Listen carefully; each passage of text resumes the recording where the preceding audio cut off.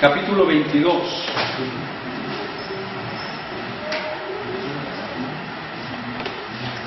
Voy a intentar que cerremos hoy el estudio del Apocalipsis, para que así ya tengamos un número de discos definido, ¿verdad?, de lo que sería el estudio del Apocalipsis. Pero vamos a dar oportunidad a preguntas, por supuesto, pues sí. Y ahí nos podemos extender todo lo que guste. Después me mostró un río limpio, de agua de vida, resplandeciente como cristal, que salía del trono de Dios y del Cordero. En medio de la calle de la ciudad, y a uno y a otro lado del río, estaba el árbol de la vida, que produce 12 frutos, dando cada mes su fruto. Y las hojas del árbol eran para la sanidad de las naciones. Y no habrá más maldición. Y el trono de Dios y del Cordero estará en ella, y sus siervos le servirán. Y verán su rostro, y su nombre estará en sus frentes. No habrá allí más noche, y no tienen necesidad de luz de lámpara ni de luz de sol, porque Dios, el Señor, los iluminará, y reinarán por los siglos de los siglos. Y me dijo: estas palabras son fieles y verdaderas. Y el Señor, el Dios de los espíritus de los profetas, ha enviado su ángel para mostrar a sus siervos las cosas que deben suceder pronto. He aquí vengo pronto. Bienaventurado el que guarda las palabras de la profecía de este libro. Yo, Juan, soy el que oyó y vio estas cosas. Después que las hube oído y visto, me postré para adorar a los pies del ángel que me mostraba estas cosas. Pero él me dijo: mira, no lo hagas, porque yo soy consiervo tuyo, de tus hermanos los profetas, y de los que guardan las palabras de este libro. Adora a Dios. Y me dijo: no selles las palabras de la profecía de este libro, porque el tiempo está cerca. El que es injusto sea injusto todavía, y el que es inmundo sea inmundo todavía, y el que es justo practique la justicia todavía, y el que es santo santifíquese todavía. He aquí, yo vengo pronto, y mi galardón conmigo, para recompensar a cada uno según su obra. Yo soy el Alfa y la Omega, el principio y el fin, el primero y el último. Bienaventurados los que lavan sus ropas, para tener derecho al árbol de la vida, y para entrar por las puertas en la ciudad. Mas los perros estarán fuera, y los hechiceros, los fornicarios, los homicidas, los idólatras, y todo aquel que ama y hace mentira. Yo, Jesús, he enviado mi ángel para daros testimonio de estas cosas en las iglesias. Yo soy la raíz y el linaje de David, y la estrella resplandeciente de la mañana. Y el espíritu y la esposa dicen: ven. Y el que oye, diga: ven. Y el que tiene sed, venga. Y el que quiera, tome del agua de la vida gratuitamente. Yo testifico a todo aquel que oye las palabras de la profecía de este libro. Si alguno añadiere a estas cosas, Dios traerá sobre él las plagas que están escritas en este libro. Y si alguno quitare de las palabras del libro de esta profecía, Dios quitará su parte del libro de la vida, y de la santa ciudad, y de las cosas que están escritas en este libro. El que da testimonio de estas cosas dice: ciertamente vengo en breve. Amén. Sí, ven, Señor Jesús. La gracia de nuestro Señor Jesucristo sea con todos vosotros. Amén. Cuando llega uno al último capítulo de la Biblia, no quisiera que se acabara, ¿verdad? Quisiéramos más capítulos en la Biblia. Pero si así no la leemos, ahora imagínense, con más capítulos. Pero todo lo necesario para nuestra salvación está aquí. Eso es lo importante de la Biblia. Dice Pablo, para que el hombre de Dios esté enteramente preparado para toda buena obra. Todo lo que necesitamos entender de Dios, de su amor, de nuestra salvación y para hacer buenas obras, aquí está. Aquí no dice si hubo dinosaurios o no, si el hombre viene del chango o no, si existe la antimateria o no, ¿verdad?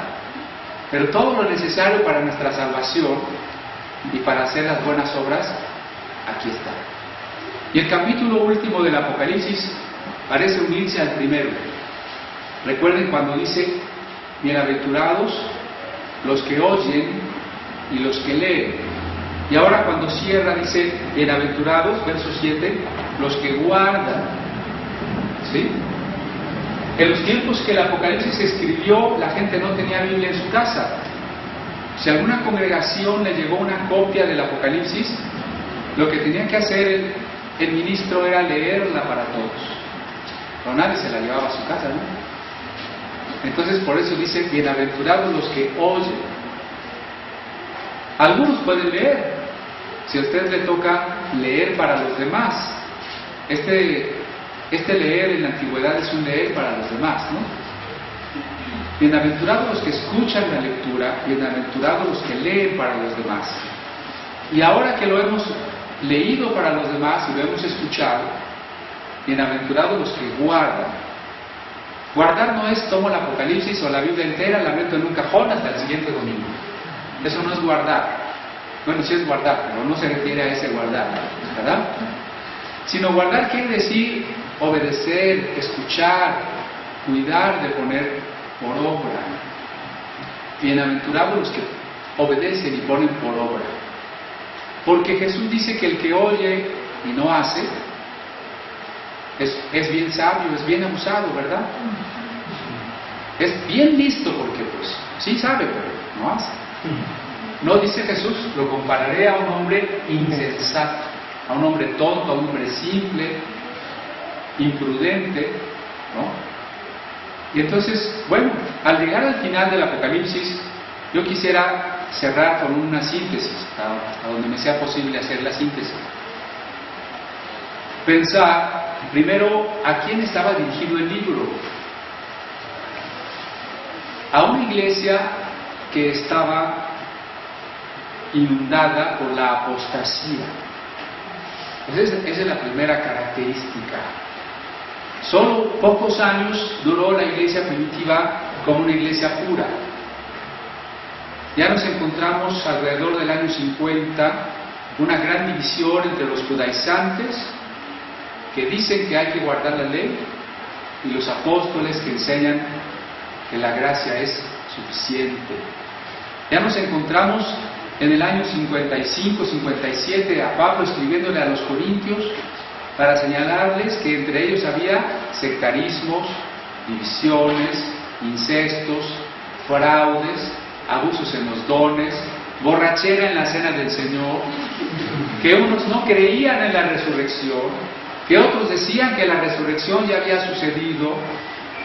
Ya encontramos a las cartas de Juan y el Evangelio de Juan combatiendo al gnosticismo, que nos enseña que Cristo es más un maestro de sabiduría, que no fue verdaderamente humano. Y la condición que tenía la iglesia entonces es la misma que tenemos hoy. Falsos apóstoles, a los que Pablo llama irónicamente los grandes apóstoles, que los corintios aceptaban, ¿no? Hoy la iglesia está inundada de falsos apóstoles que predican codicia, que predican prosperidad material, éxito humano, pero no predican renunciar a todo para tomar nuestra cruz. Falsos apóstoles que enseñan guerras espirituales que son más supersticiones, limpias cristianas, brujería cristiana entre comillas, por supuesto, ¿sí? Pero que predican abundancia y paz y prosperidad, pero no predican arrepentimiento.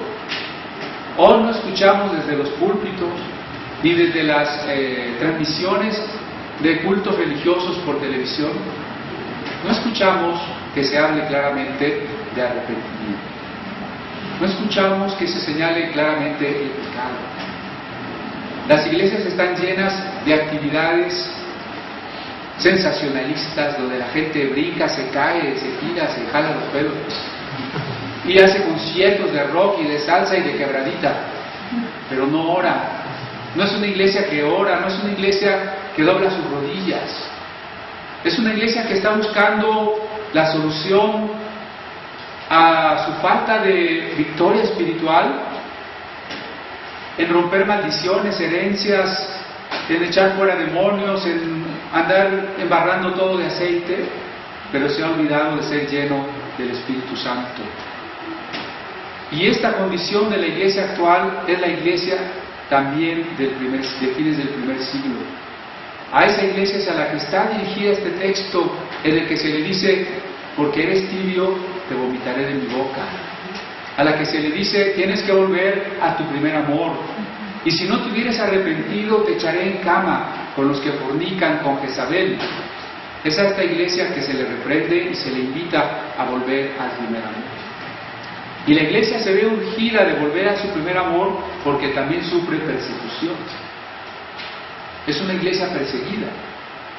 Hoy se predica mucho del Apocalipsis como si se tratara de que Cristo venga de repente y haga desaparecer a todos los cristianos antes de que las cosas se pongan feas aquí en la tierra. Pues malas noticias, las cosas ya están feas. ¿Sí? Y si usted no le ha tocado, ha sido por pura suerte, fíjese la palabra que estoy usando, o porque le toca vivir en un país donde, aunque hay violencia, hay otros donde hay más violencia. Pero las cosas ya están duras. Muchos cristianos en Chiapas y en otros países sufren una persecución abierta. Otros apenas sufrimos una discriminación un tanto velada. ¿Sí? ¿Por qué? Porque no se nos da el mismo espacio en los medios de comunicación, porque a veces se niegan los trabajos, se nos niegan espacios, aún espacios culturales, etc. Pero las cosas van a estar peor. El Apocalipsis fue escrito para una iglesia que tenía que poner su vida por Cristo. Y no crean que todos los cristianos de ese entonces ponían su vida por Cristo. Había muchos que negaban la fe. Fue un problema de los padres de la iglesia y de algunos apóstoles.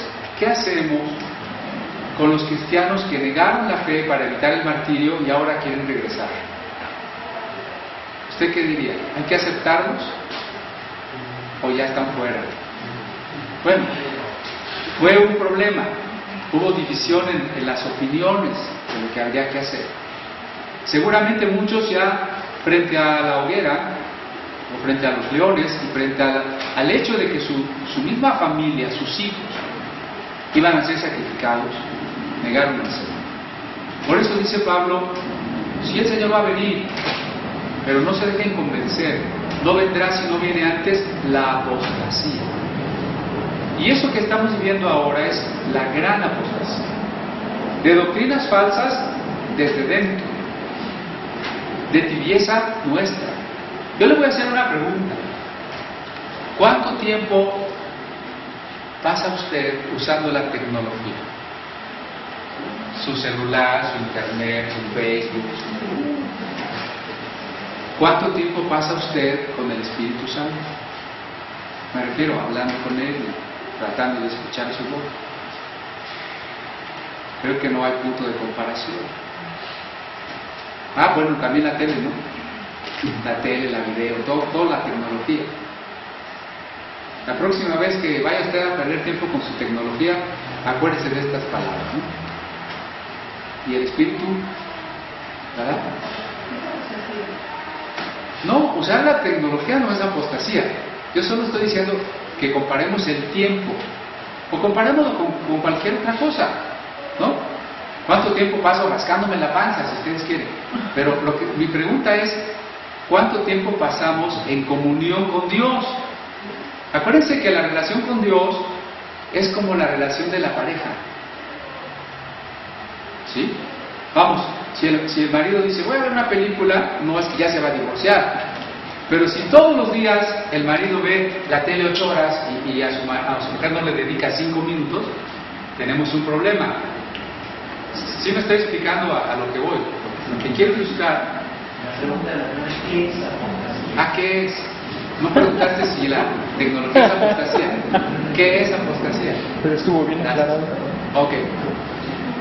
Es una palabra del griego, ¿no? Pistis es fe. Y a es privativo, sin. Apostasía o apistis es sin fe, perder la fe, abandonar la fe.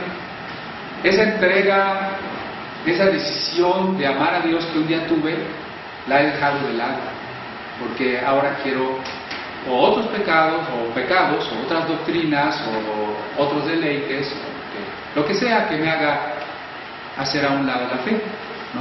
Esa sería la apostasía.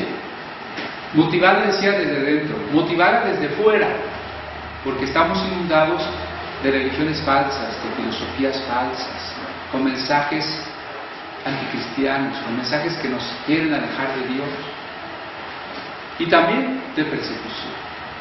Así estaba la iglesia cuando recibió este texto. Entonces, eso nos permite recordar y para qué lo recibió. ¿Qué quería Juan hacer con este mensaje? Juan, no sabemos cuál Juan. Yo creo que no debe haber sido el apóstol. Lo más seguro es que no haya sido el apóstol. Porque cuando Juan escribe, no menciona su nombre. Y este Juan, varias veces, dice, yo soy Juan. Y cuando uno está preguntando, es que es otro Juan, ¿verdad? Por ejemplo, cuando dice que se iba a inclinar para adorar al ángel, yo no creo que Juan hubiera hecho eso. ¿Verdad que no? Y el ángel le dice, no me adores, adora a Dios, a la Virgen María. ¿No? ¿Tampoco? Adora a Dios, nada más, ¿verdad? Adora a Dios. Y entre paréntesis, si en el Apocalipsis Cristo es adorado y dice adora a Dios, ¿quién es Cristo? Dios. Es divino, ¿no? Es Dios. Pero bien, ¿qué quería Juan como pastor? Porque seguramente era de la iglesia. Primero, que la iglesia dejara su tibieza, que volviera al amor y a la fe. Y segundo, que enfrentara el martirio con paciencia y fidelidad, ¿no? Esos son los primeros objetivos del Apocalipsis. Así que usted no puede leer y decir, no me gusta porque habla de plagas, no me gusta porque no lo entiendo. No, ya se lleva dos mensajes, creo y espero que perfectamente entendibles, ¿no? Tenemos que volver a la entrega de nuestro amor a Dios. Segundo, tenemos que perseverar aunque haya persecución o dificultades. Siguiente, el género que el escritor utiliza no lo inventa él. Es un género que ya existía y se usaba mucho en el mundo judío, y conocemos como la apocalíptica, que utiliza muchos símbolos. En este último capítulo simplemente encontramos símbolos de un río, de un trono, de una ciudad, de un árbol, de un nombre que se escribe en la frente. Todo eso son símbolos. Y luego habla de unos perros que se van a quedar afuera. No es mi pobre Firulais, sino es otro símbolo, ¿verdad? O sea, tenemos muchos símbolos. Este es un libro de símbolos. Y entonces es verdaderamente absurdo cuando pretendemos que el símbolo se tome literalmente. ¿Sí?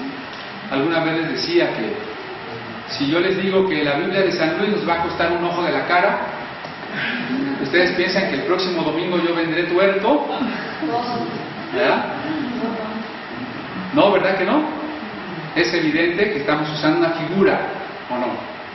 Entonces, si tomamos literalmente el Apocalipsis y decimos que el diablo sí tiene 7 cabezas y que el milenio sí va a durar 1000 años y cosas de ese tipo, pues vamos a decir puros absurdos, ¿no? Que incluso cuando el no cristiano los lea, va a decir, estos pobres cristianos están perdidos, ¿no? Pero si nosotros entendemos que estos son símbolos, vamos a encontrar una gran riqueza espiritual y una gran riqueza literaria en un escrito como este. ¿Sí? Que además, decíamos, el Apocalipsis no está escrito para el futuro. Ustedes habrán fijado que en varios versículos se habla de la profecía. Por ejemplo,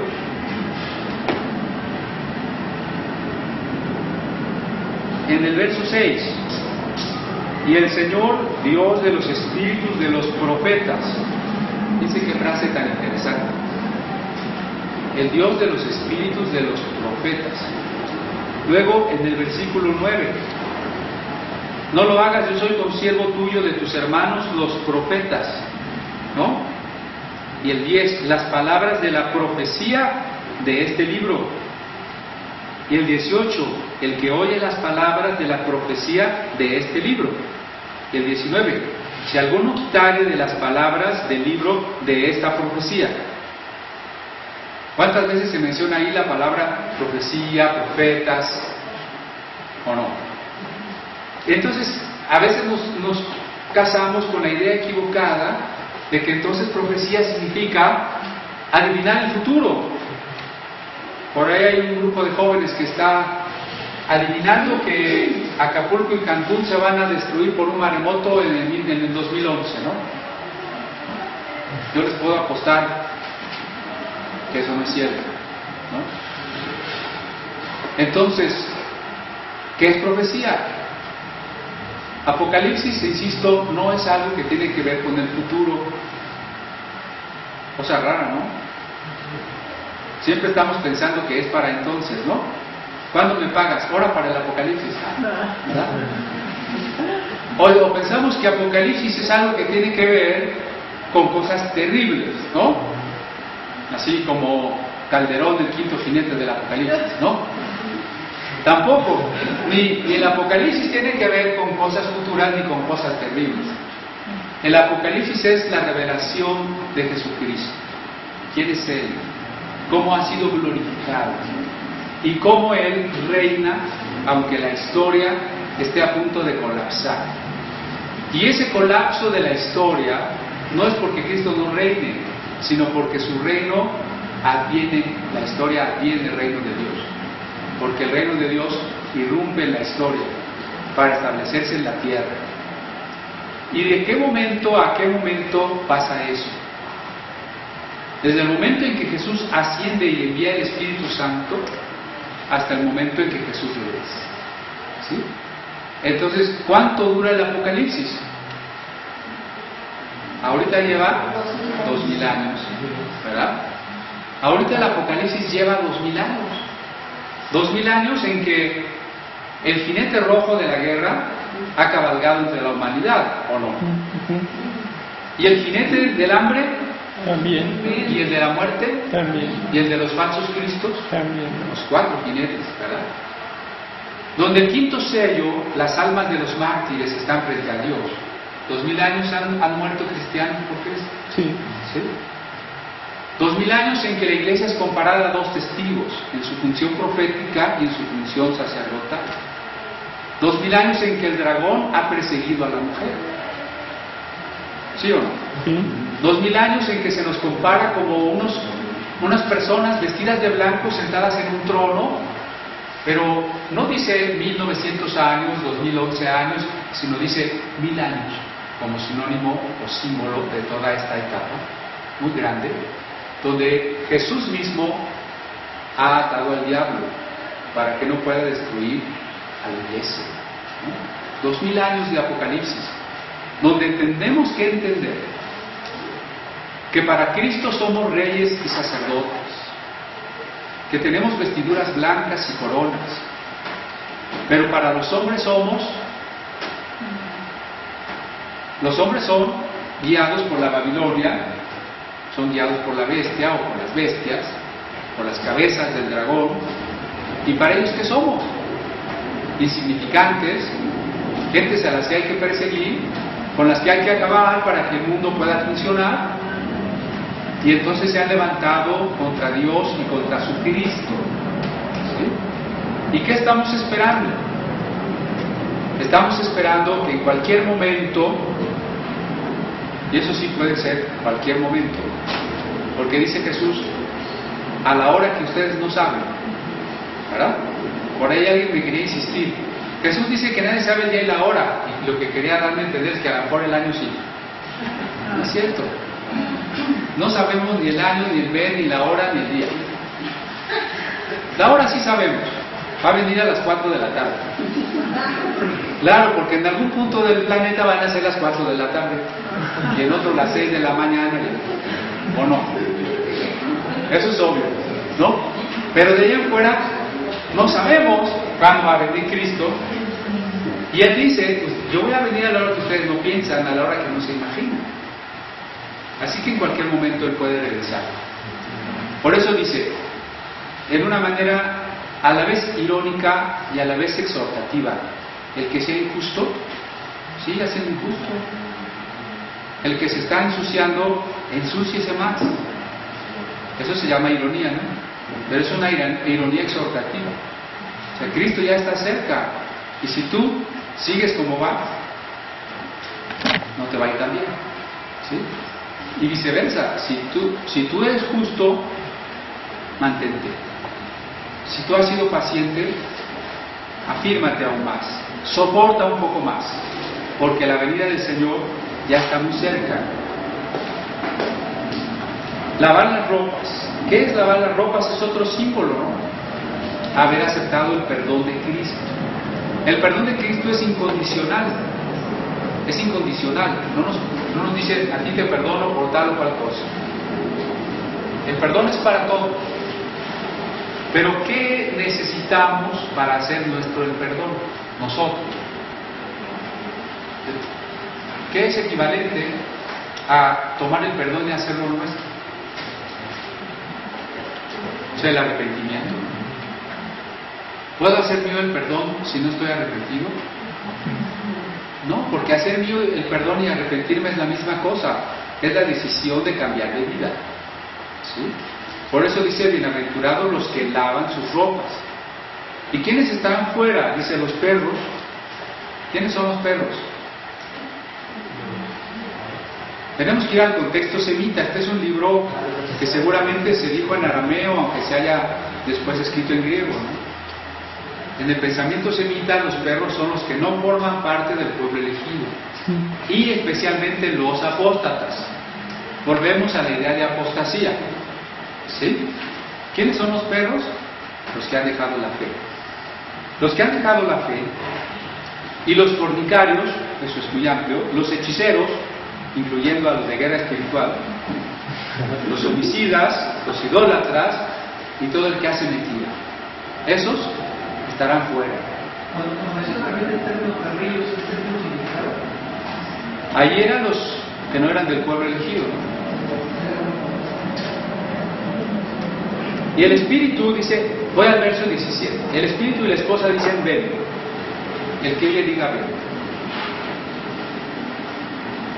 El tiempo está cerca, hermano, no solo porque el Señor pueda venir, que así lo deseamos, sino porque nosotros podemos irnos, ¿o no? Hace rato dije, no sé si alguien se vaya a morir esta semana, a lo mejor se me complica la gripa, ¿verdad?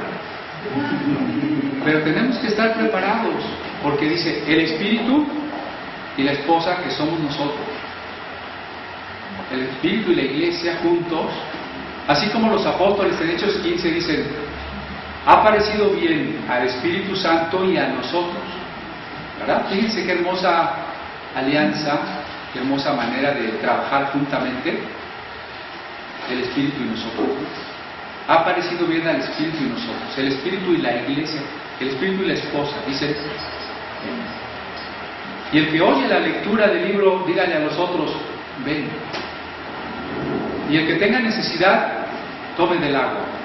No solo es que Cristo venga o nos tengamos que morir, es que hay algo bueno para nosotros. Vivir fuera de Cristo, no solo el riesgo, pues, es el estarse perdiendo de una vida plena, de una serie de bendiciones, ¿no? ¿A cuántos de ustedes les gusta perderse de las mejores cosas de la vida? ¿A nadie le gusta? ¿No? Entonces la pregunta sería, ¿y por qué al ser tibios nos estamos perdiendo las mejores cosas de la vida. Cuando uno se entrega a Dios totalmente, la alegría, las cosas que experimenta son indescriptibles, no se comparan con otra cosa. ¿Por qué nos gusta perdernos todo eso? ¿Por qué lo posponemos y decimos, sí, mañana, bueno, a ver más adelante, a ver cuándo, a ver el otro mes, ¿no? Ahora que el pastor sea lo que yo quiero que sea, ahora que me encuentre la iglesia perfecta, ahora que, ¿verdad? Y ahí va y nada que nos entregamos. Dice que si alguien le quita a este libro o le añade a este libro, Dios quitará su nombre o le añadirá las plagas de ese libro de la profecía, y estamos en ese punto. Profecía no es algo que tiene que ver con el futuro. Profecía es un mensaje que nos aliente a entregarnos a Dios en amor. Eso es profecía. Profecía es todo un mensaje que viene verdaderamente de Dios y que poco o nada tenga que ver con predecir el futuro. Pablo lo dice en 1 Corintios 14, porque el que profetiza habla a los hombres para edificación, exhortación, consolación y manipulación. No, ¿verdad? La última ya se la apreté yo, pero así es como se ha estado usando la profecía. Solo dice edificación, exhortación, consolación. Nada más. Entonces, un mensaje de Dios que edifica, exhorta, consuela. ¿Hacia qué nos exhorta? Amar a Dios. Edificar es poner un ladrillito más para que estemos más completos. ¿Y en qué sentido estaremos más completos? En nuestro amor a Dios, ¿verdad? Entonces, el mensaje que nos habla de arrepentimiento, de dejar los ídolos, de no ser injustos, es un mensaje profético. Pero su objetivo último es volvernos al amor de Dios. Muchos toman este texto de añadir o quitar a la Biblia para atacar a ciertas versiones de la Biblia, ¿no? A mí no me gusta la versión Dios habla hoy porque quitó la palabra sangre. Entonces es del diablo y seguramente Dios les va a quitar su nombre del libro de la Biblia. Dicen algunos. A mí no me gusta la nueva versión internacional porque le quitó 1 de Juan 5:7. O sea que no creen en la Trinidad y entonces se van a ir al infierno, ¿no? No, el versículo no se refiere a eso. Les voy a decir por qué no se refiere a eso. Primero porque tenemos más de 10,000 manuscritos bíblicos en griego y hebreo. Esto es una gran bendición. Pero también representa un reto porque esos manuscritos entre sí tienen variantes. Así que lo que tiene que hacer el traductor y el que edita una Biblia es decidir entre variantes más confiables o variantes menos confiables, ¿sí? Entre versículos que pudieron ser añadidos posteriores o no. Para poder tomar estas palabras en un sentido literal tendríamos que tener un texto fijo, único y definitivo de la Biblia, y a ese no existe. Existen miles de manuscritos con variantes. Nuestra tarea es la reconstrucción del texto bíblico, así que no se refiere a eso, ¿no?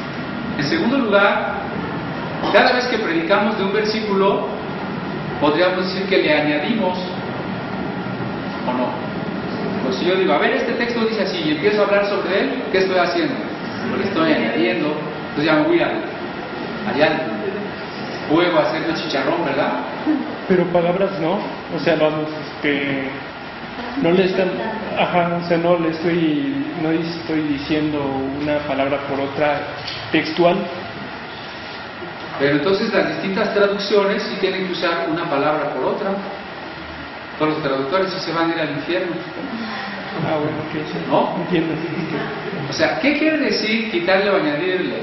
¿Será, pues, entonces a la letra, a la traducción? Hay palabras en hebreo que no se pueden decir en una sola palabra en español, ¿no? O palabras que no se pueden decir en ciertas regiones o con el mismo giro idiomático, ¿no? Entonces ahí yo tengo que cambiar si es que quiero comunicar algo, ¿sí? Entonces, ¿qué hacemos? ¿A qué se referirá añadir o quitar? Claro, a distorsionar la esencia del mensaje. ¿Sí? Yo puedo usar los textos tal cual y decir que como los estoy usando tal cual, son de Dios. Pero eso lo puede hacer hasta el diablo. El diablo vino con Jesús y le dijo: aviéntate porque está escrito. Y le citó la Biblia, no le cambió nada. Es más, se la debe haber citado en hebreo. No le cambió nadita. Pero estaba cambiando el sentido del Salmo. Sí. Ahora, yo tengo una Biblia en Tzotzil, idioma de Chiapas. Para poder decir, yo soy el pan de vida, pues ahí no comen pan. Para ellos el pan no significa nada. Allí dice, yo soy la tortilla de la vida. ¿Le cambiaron o no le cambiaron? ¿Se van al infierno? ¿O están respetando el sentido? No sé si me explico.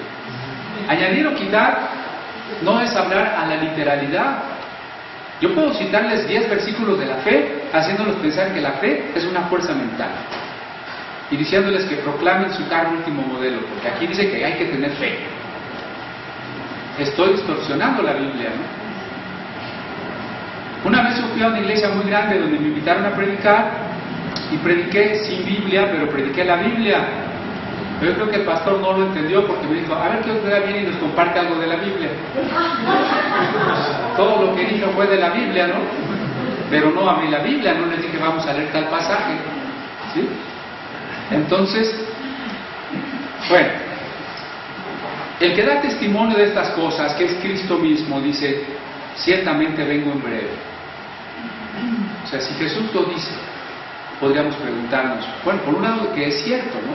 Él lo certifica, pero por otro lado no podemos dejar de preguntarnos, breve ya lleva 2000 años. ¿Sí? Pero ya hemos dicho que hace 2000 años nosotros no existíamos. Y si Él hubiera venido hace 2000 años, qué bonito la Biblia se hubiera cumplido, pero nosotros no existiríamos para saberlo. ¿Verdad? Qué bueno que no vino hace 2000 años. Qué bueno que apenas va a venir. ¿Verdad? Pero es breve. La vida es breve, ¿no? ¿Sí? La vida es breve. Me contaba una persona como alguien que le ayudaba en la casa, en la limpieza, le robó todas sus joyas, cosas muy valiosas, de oro, perlas. Y yo decía, ¿no dice Jesús que no hagamos tesoros donde los ladrones hurtan? Si esa persona hubiera dicho, ¿sabes qué? Traigo todas estas para que compren unas Biblias. No tendría las joyas como no las tiene ahora, pero ¿qué tendría en los tesoros celestiales? Tendría sus joyas, por decirlo de alguna manera, ¿o no? Nada es nuestro aquí y la vida se pasa muy rápido. Hace poquito, nos parece que apenas hace poquito pasó algo que en realidad pasó hace 10 años, o hace 15, o hace 20. ¿No? No les pregunto hace cuántos años nos conocemos, Esther, porque van a saber nuestra edad. Pero, ¿cómo se ha pasado la vida? Vengo en breve, dice el Señor. Y la iglesia contesta confirmando, sí, amén, ven, Señor Jesús. Maranata, es la palabra que decimos siempre que partimos el pan. Y hermanos, cuando Cristo venga, con esto termino para que haya preguntas. Cuando Cristo venga, será en un abrir y cerrar de ojos. Alguien me quería convencer de que esa es una profecía de la televisión. ¿Cómo todo el mundo va a ver a Cristo? Solo es posible por la televisión. Obviamente eso es un absurdo, de modo que Televisa va a estar avisada. Los de Televisa se van a dar en el infierno, pero con zapatos, ¿no? Porque pudiendo haber educado a un pueblo, lo perdieron, lo llevaron a la perdición, quiero decir, ¿no? De modo que ellos estén avisados de que Cristo ya viene y entonces preparen las cámaras y ahí coloquen a Cristo y toda la gente ponga su tele para ver a Cristo.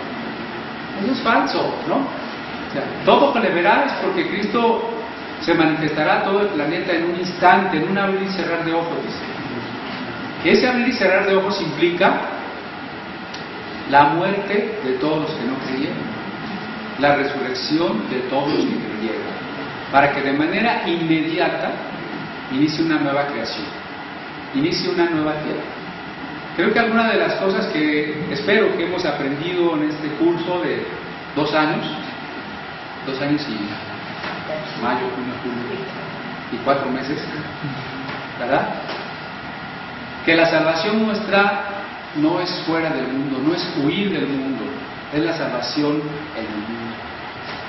Que el Señor quiere resucitar y rescatar su creación, esa que nos regaló a nosotros, ese cuerpo con el que originalmente nos hizo, ¿verdad? Espero que hayamos aprendido que a lo largo del Apocalipsis se nos ha dicho que íbamos a pasar muchas tribulaciones, muchos juicios, muchas guerras, muchas, lo que quieran, pero que Él está con nosotros y perseveraremos hasta el último momento. Que en este momento nos parece Babilonia y la bestia un imperio muy poderoso y nosotros insignificantes, ¿sí? Pero para Él somos reyes y sacerdotes. Después de todas estas semanas de hablar del Apocalipsis, tal vez usted no vino a todas las pláticas, pero una cosa sí sería terrible, ¿no? Que el día de la resurrección usted se quedara fuera, ¿no? Dijera, pues, no tenía por qué haberme quedado fuera si yo sabía, si yo escuché. Yo creo que será más desesperación estar condenados sabiendo que pudimos, que casi entrábamos al cielo, ¿o no? ¿Qué pone Dante en la entrada del infierno, en la Divina Comedia? ¿Quién recuerda el letrero? Abandone toda esperanza y quede aquí. ¿Sí recuerda? Entonces, es el momento, pues, de decir, ok, bienaventurado el que lee, el que oye, el que estudia, el que discute, el que pregunta las palabras de esta profecía, ¿sí? Pero sobre todo, bienaventurado el que guarda las palabras de la profecía de este libro, ¿sí? Yo quisiera ver qué preguntas hay, espero que haya muchas. Para que la creación sea transformada, ¿tiene que ser primero destruida? Como lo dice en algún momento, que va a ser destruida por fuego. Claro, aunque el ave fénix no es un símbolo bíblico, pero parece que sí es un símbolo conocido ya desde Egipto, ¿no? Y acuérdense que los hebreos, pues, tienen muchísimo de la cultura de Egipto. Es de las cenizas del ave que renace la nueva ave, ¿no? Pablo lo dice en Corintios 15: si no sembramos el grano, no muere, no lleva fruto, pero si muere, lleva mucho fruto. Entonces así cada uno de nosotros tiene que pasar por el proceso de la muerte para el fruto de la resurrección. Pero de la misma manera el mundo tiene que ser purificado, y yo incluso diría redistribuido, materialmente hablando, atómicamente hablando, para poder resurgir como el mundo nuevo. La apostasía es algo definitivo, o sea que yo abandono la fe por completo y no me vuelvo ni siquiera a recordar. Yo usarlo en el menor vacío como de plano, lo burlas de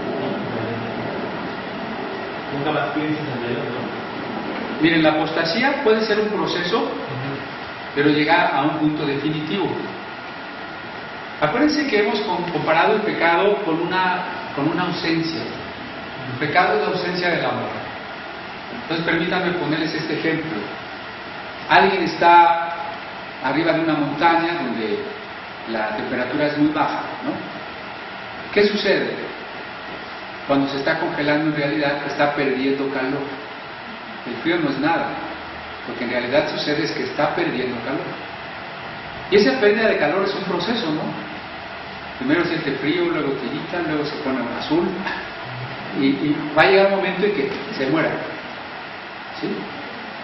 Y entonces, si mientras no se ha muerto tú logras quitarle lo mojado, infundirle calor, darle comida, a lo mejor lo levantas. Pero si ya se murió, ya lo puedes calentar todo lo que quieras, ya no va a resucitar, ¿sí? Así es la apostasía, es un proceso en el que vas perdiendo la fe. Tú no vienes hoy domingo y cantas con verdadera fe, con auténtico fervor, y lees la Biblia y la crees y predicas. Te vas a tu casa en la noche y ya al otro día despiertas y te quitas las chinguiñas y dices, ay, ya no creo nada. ¿No? O sea, la apostasía no es algo así que vino el diablo y te robó la fe, sino es un proceso que se da gracias a dos cosas: las doctrinas falsas y el pecado. Si tú perseveras en doctrinas falsas o en pecados, te vas enfriando, vas perdiendo calor, vas perdiendo tu amor y tu fe. Y te estás poniendo en un riesgo, ¿no?, de hipotermia, quedarte frío. La fe también sigue el mismo proceso, pero en sentido inverso. O sea, tu fe crece también, no de manera mágica. No es, a ver, ahorita proclaman que Dios te va a dar la lotería, ¿verdad? Ya tienes mucha fe. No, la fe se viene por la palabra de Dios. Conforme estudias, meditas la palabra, tienes más fe. Si tú llegaras a un momento en que tu apostasía te llevara realmente a negar a Jesús, ya no tendrías remedio. Porque de entrada ni te interesaría, ni te preocuparía. Lo verías como un absurdo del que ya no quieres saber nada. ¿Sí? Pero si no llegas a ese punto, pues tendrías remedio. No, y por ejemplo, las doctrinas falsas, la persona puede estar en apostasía sin saberlo, o sea, sin saber qué van a hacer. Sí, claro. La mayoría de las personas, heresiarca es el que inventa y enseña la herejía, ¿no? Pero la mayoría de la gente no es heresiarca, simplemente es engañada, ¿no? En ese sentido, la persona no se da cuenta que tiene una doctrina equivocada, solamente que su ignorancia no le quita la culpa, porque tiene la Biblia y su responsabilidad es que debería estarla estudiando, meditando y creyéndola. Si la herejía hace presa de mí, no digo un mes, 2 meses, porque pues, a cualquiera le pasa, ¿no? Pero si ya llevo un rato muy largo en la herejía y cada vez voy peor, y ni siquiera sospecho, ni la cuestiono, ni dudo, ni tengo la menor incomodidad, entonces la culpa es mía, porque no es más que un signo de que yo no estoy estudiando la palabra de Dios, ¿verdad? Pero bueno, en ese sentido, hay sectas, o pudiera decirse iglesias quizás, que, te pongo un ejemplo, los testigos, ¿no?, que dicen, bueno, si estudian la Biblia y tienen su Biblia. Entra en otra pregunta que yo quería hacer acerca de añadir o quitar. Ellos quitan alguna palabra o le cambian el sentido a otra. Si en ese mismo punto ellos estudian la Biblia bien, y todo el material con el que ellos pueden indagar es salido también de ahí mismo, ¿cómo se van a dar cuenta que están en un error o que están cayendo en una herejía? Bueno, a lo mejor es más complicado ahí el caso, porque yo no sé si estamos hablando de apostasía o de alguien que nunca ha creído realmente. Y no simplemente porque yo pues no soy testigo de Jehová, bueno, no lo soy, pero no es por eso, sino porque entre los testigos, como en otros grupos, lo que se te enseña es que tú vas a alcanzar la salvación por tus buenas obras. Entonces en ningún momento se te está enseñando la fe, ni tú estás en la fe, tú estás en la idea de alcanzar tu salvación. El problema es que ellos lo creen. O sea, ellos sí piensan. Bueno, yo tengo un vecino que es testigo y ellos creen genuinamente que están dentro de la fe. Pero acuérdense que la fe es la decisión de entregarte a Cristo y de aceptar lo que Él hizo por ti. Si no, no estamos hablando de una auténtica fe. No puedes perder una fe que nunca has alcanzado. Aún así, hay muchos testigos de Jehová que han dejado de serlo. ¿Por qué? Porque tuvieron dudas e investigaron, o porque alguien llegó y les habló la palabra. De todas maneras, no nos preocupemos tanto por casos extremos por esto. Cuando estemos frente a Dios, Él nos va a juzgar con justicia, ¿no? Acuérdense que estamos hablando de las naciones salvas también. O sea, va a haber mucha gente que se va a salvar, que es testigo de Jehová y que es budista y que es musulmán y que es animista, y ahí van a estar. Pero la apostasía es privativa de la iglesia. Los parámetros para juzgar a alguien que es de otra religión son otros, ¿no? Y tiene que ver más con la oportunidad de haber conocido la verdad y de la actitud con la que hubieran aceptado a Cristo si les hubiera llegado el mensaje, ¿no? Yo a los testigos los considero más otra religión. Si me dijeras un metodista, un presbiteriano, alguien que sí tuvo la fe, pero la negó, es otra cosa. Pero alguien que no tiene la fe, no la puede entender porque, acuérdense como dice Pablo, ¿es por fe o es por obras? Y ellos están diciendo que es por obras, ¿no? Y si es por obras, no es por fe. ¿Sí? Para poder ser apóstata, primero hay que haber creído. Exactamente. Exactamente. Entonces, ahorita mencionaste que nos encontraremos con musulmanes, católicos y bueno, muchísima gente, ¿no? Ok. La Biblia, si no mal recuerdo, hace mucho que no leía, la Biblia dice que para que tú seas salvo necesitas creer en Jesucristo. ¿Qué pasa con toda esa gente, con todos esos musulmanes que no creen en Jesucristo? Ellos lo aceptan. Ahora que estoy viviendo en el extranjero, tuve muchos amigos musulmanes y tuve la fortuna de platicar con ellos y de hablar de su fe, ¿sí? Y ellos tienen a Jesucristo considerado como un profeta, y ellos mismos dicen que Dios no permitió que Jesucristo pasara por lo que pasó, ¿sí? Simple y sencillamente Dios decidió llevárselo antes de que su hijo lo lastimara, de que pegara su vida por todos nosotros, que es nuestra fe, ¿sí? Entonces, ¿qué pasa? ¿Cómo es que nos vamos a encontrar con musulmanes?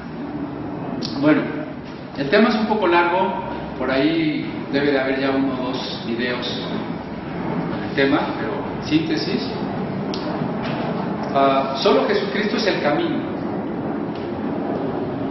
Pero hay 2 maneras de ver esta manera en que Jesús es el camino. Una manera legalista, exclusivista, y una manera abierta, creo yo, conforme al amor de Dios. Dios no envió a Cristo para decir, quiero salvar a estos poquitos y amolarme a todos. No, es todo lo contrario, dice, porque Dios no envió a su Hijo para condenar al mundo, sino para que el mundo sea salvo por Él. Entonces, podemos ver las religiones, con todos sus errores, como intentos del alma humana por encontrar lo divino, ¿no? Y no es que Dios los quiera reprobar, porque dice, si alguno me busca, aunque sea palpando, me halle, ¿verdad? Cristo viene para darnos algo mejor, ¿no? Entonces, el camino de la salvación es Cristo. ¿En qué sentido? Primero, para los que oímos el mensaje y lo aceptamos. Nosotros somos comparados en la Biblia con su esposa, con su cuerpo. Y en el Apocalipsis somos comparados con la mujer vestida de blanco, la esposa, la ciudad santa, los 24 ancianos, los testigos. ¿Qué más somos ahí? Las lámparas, los santos, el tabernáculo. Somos comparados con muchas figuras, ¿no? Los que hemos creído, los que tenemos la intimidad con Cristo. Ahora, si vamos a cualquiera de las parábolas de Jesús sobre las bodas, vamos a ver que estaba el novio, la novia, los invitados y los que echaron fuera, ¿no? Entonces, ¿quién es el esposo? Cristo. ¿Y la esposa? La iglesia. ¿Y los que echaron fuera? Los que rechazaron, fíjense más, yo más que decir no creyeron, diría rechazarlos. Porque dice Isaías, ¿cómo creerán si no hay quien les predique? Pero por la misma razón yo diría, ¿y cómo no creerán si no hay quien les predique? ¿No? O sea, el problema del rechazo a la fe es que hayas oído el Evangelio y lo hayas rechazado. Es el caso de Mahoma. Mahoma sí oyó el Evangelio, conoció el judaísmo y conoció el cristianismo, y él dijo, la cosa es por acá. Él tiene una responsabilidad, ¿no? Pero si tú no eres Mahoma, si tú eres un musulmán común y corriente, entonces tendríamos que pensar en otros textos, como el de Pablo, cuando dice, los gentiles que no conocieron la ley de Moisés, nosotros podríamos añadir que no oyeron el Evangelio, ¿verdad? Tienen que ser juzgados, como dice ahí Romanos 1 y Romanos 2, ¿verdad? Por sus corazones, por sus conciencias, por sus pensamientos. Y obviamente muchos van a quedar fuera también. Pero muchos, y esta es la buena noticia, van a quedar dentro. Y cuando en el capítulo previo, precisamente, ahí estamos, ya que estamos ahí bien cerquita, el verso 24 al 26, dice, ¿ya se apagó? No. Y las naciones que hubieran sido salvas andarán a la luz de ella. ¿Quién es ella? La ciudad. ¿Y quiénes somos la ciudad? Ya está la respuesta, ¿no? ¿Quiénes somos la ciudad? ¿Verdad? Entonces, ¿quiénes son las naciones que andarán a la luz de nosotros? No somos nosotros, ni ellos son la esposa, ¿sí? Y los reyes de la tierra entrarán en su gloria y honor a ella, a la iglesia, y las puertas de ella, de la iglesia, nunca serán cerradas. Entonces, ¿quiénes son las naciones que reciben de ella la luz y llevan sus riquezas a ella y que no son ella? ¿Verdad? Ahí hay una pregunta importante. A mí me parece ver en estos pasajes que la iglesia está salvada, está resucitada, pero la nueva tierra está llena de naciones que llegaron ahí por Cristo. Si Cristo no hubiera muerto, no hubieran llegado ni nosotros, ni ellos, ni nadie. O sea, Cristo es el camino. Eso es. Si no hay eso, ya no hay cristianismo, ¿no? ¿Sí? Pero vamos, en su ignorancia ellos ni supieron de Cristo ni lo rechazaron. En su ignorancia Dios los juzgó conforme a la luz que ellos recibieron. Porque al que le fue dado poco, se le exigirá poco, y al que le fue dado mucho, se le exigirá mucho. ¿Verdad? No sé si contesto, más o menos. ¿Sí? Ok. A ver.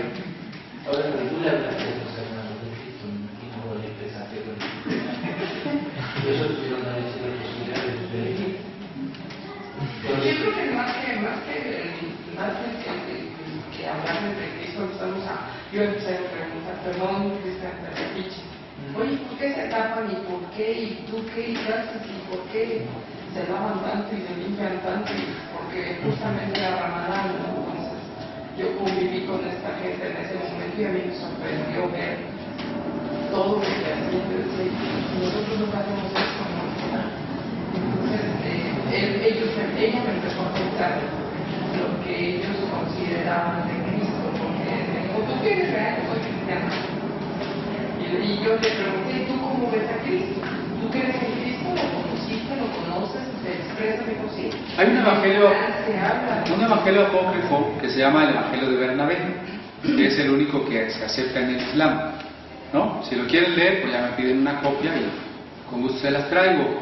Ahora, estamos por publicar un libro que creo que ya les había comentado, que se llama El Antijudaísmo en España, ¿no?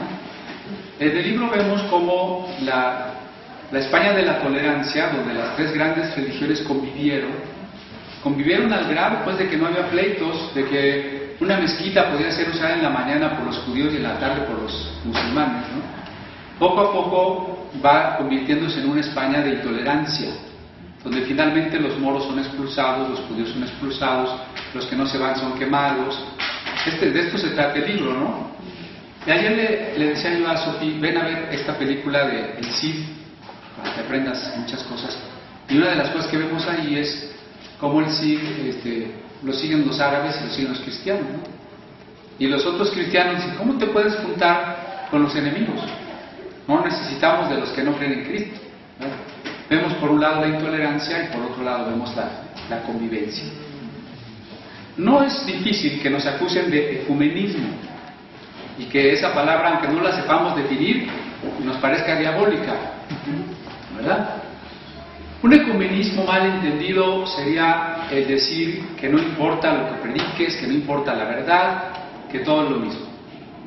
Y más que un ecumenismo, yo diría que ese sería un relativismo, si no es que un nihilismo, o sea, una afirmación de la nada, ¿no? Es muy diferente a decir, el cristiano, como el cristianismo auténtico, tiene como fruto fundamental el amor. Y ese amor se tiene que manifestar entre los cristianos de diferentes ramas en unidad, ¿o no? Y entre los cristianos y las otras religiones en diálogo y convivencia pacífica. ¿Sí? Si eso no lo logramos, es que no hemos entendido el amor, es que no habríamos entendido la Biblia. Por supuesto que convivir pacíficamente, tratar de entender la otra religión, mostrar el amor al prójimo, no significa que dejemos de anunciar a Jesús como el camino, la verdad y la vida, como el único por cuya muerte y resurrección podríamos llegar al Padre, ser parte de esa intimidad eterna que es la esposa.